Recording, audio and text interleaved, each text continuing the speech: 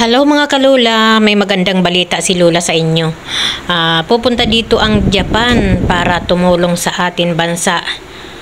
Ayan, makikipagkita sa ating presidente na si Bongbong Marcos na ating presidente. At magandang balita ito mga kalula dahil ang Japan ay magbibigay ng 200 milyon. Diba mga kalula, nakakatuwa. At pupunta dito sa Quezon City. Bumisita rin kami sa Japan na pag-usapan ito We had this opportunity to meet with the Prime Minister of Japan yung needs natin sa security, most especially. Si Prime Minister Kishida aims to lay down the groundwork for a new security treaty with our country, the Philippines, and network, yung tinatawag nila na quasi-allies for joint training in the Indo-Pacific. Magsisimplify sa mga proseso ng Japan sa self-defense forces and the Philippine military. Meron silang tinatawag na official security assistance. This is a new program that would provide defense equipment for free to like-minded partners kagaya ng Pilipinas, Malaysia, and Fiji for 2023. So we're interested on this. And Japan is seen providing coastal radar systems and patrol vessels to the Philippines to bolster our maritime surveillance capabilities. At nagsisimula na po yan. In fact, nag-provide sila ng assistance, nag-sponsor sila yung pagpunta ng ating mga tauhan sa kanilang bayan para mag-provide ng technical assistance and training. So yun yung nakikita natin, malaking bagay ito, lalong-lalo na dito sa ating kinakaharap na challenges sa West Philippine Sea. Narinig na natin ang Estados Unidos sa kanilang mga statements, narinig natin ngayon at makikita natin ang pinakamataas na opisyal ng Japanese government ay mismo pupunta rito para ipakita yung support sa atin at muli ipakita what it's like to be friends with the Japanese government.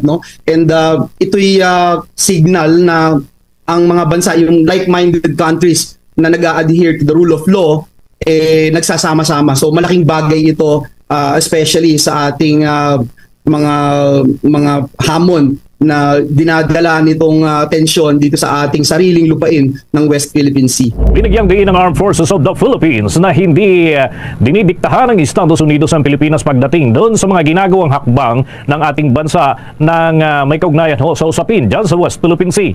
Ito ang binigyang diin at iginit ng pinuno ng Armed Forces of the Philippines, partikular na ni General Bronner at mismong sinusugan din naman ng kanyang tagapagsalita na si Colonel Miguel Aguilar. Kasunod huyan ng mga aligasyon na naiimpluwensyahan lamang umano ng Estados Unidos ang effort na isinasagawa ng sandatahang lakas ng ating bansa. Hinggil naman sa pagbubulgar nito sa ginagawang mga aksyon ng China sa pinagagawang teritoryo sa West Philippine Sea ay sarili umanong hakbang ng pamahalang Pilipinas ang pagsasapubliko nito. Punto ni Colonel Aguilar, isang malayang bansa at mayroong independent foreign policy ang Pilipinas, kung kaya't isaan niyang malaking insulto ang mga aligasyong ito dito sa ating bansa na nanggagaling pa man din sa kapitbahay natin na bansang China. Kung maalala, una rito ay sinabi ni Chinese Foreign Ministry sabi ng Chinese Foreign Ministry officials na walang karapatan ng Estados Unidos na makialam sa problema sa pagitan ng Pilipinas at China sapagkat ito anya ay kasama sa naturang issue.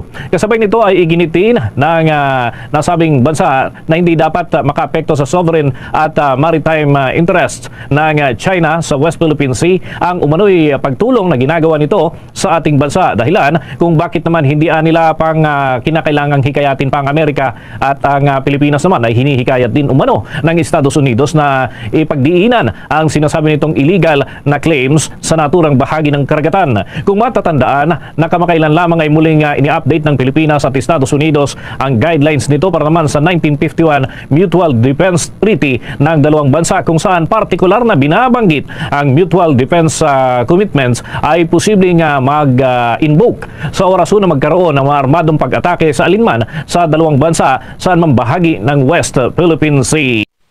So ito po mga kakotsero, has been a long time coming.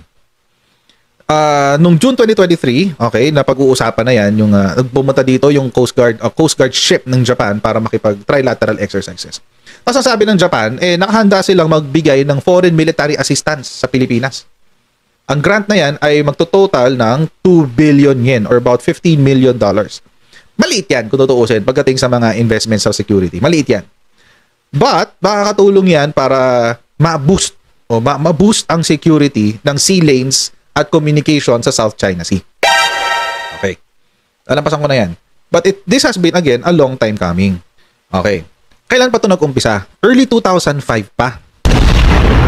As early as 2005, the Philippines requested support to bolster its Coast Guard sa Japan. Pero, dahil hindi pa natin na mi-meet ang standards ng three principles policy nila, hindi tayo napagbigyan.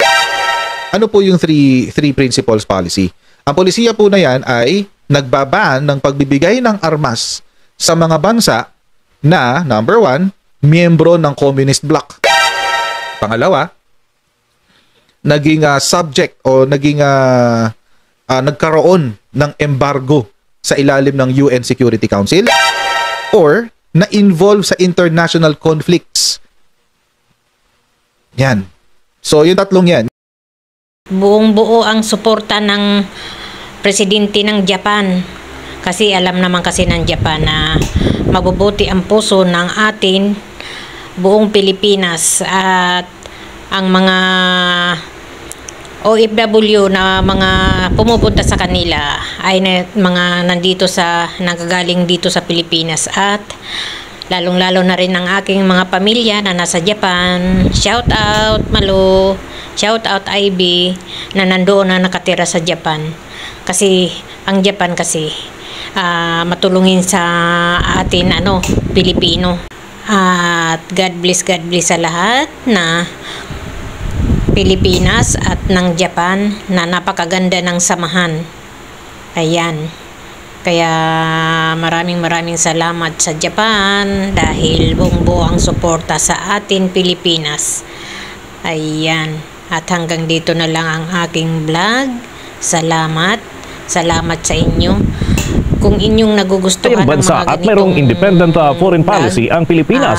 Paki-like naman po, paki-subscribe, paki-suportaan naman po si Lola para po lagi kayong updated sa mga i-upload ni Lola.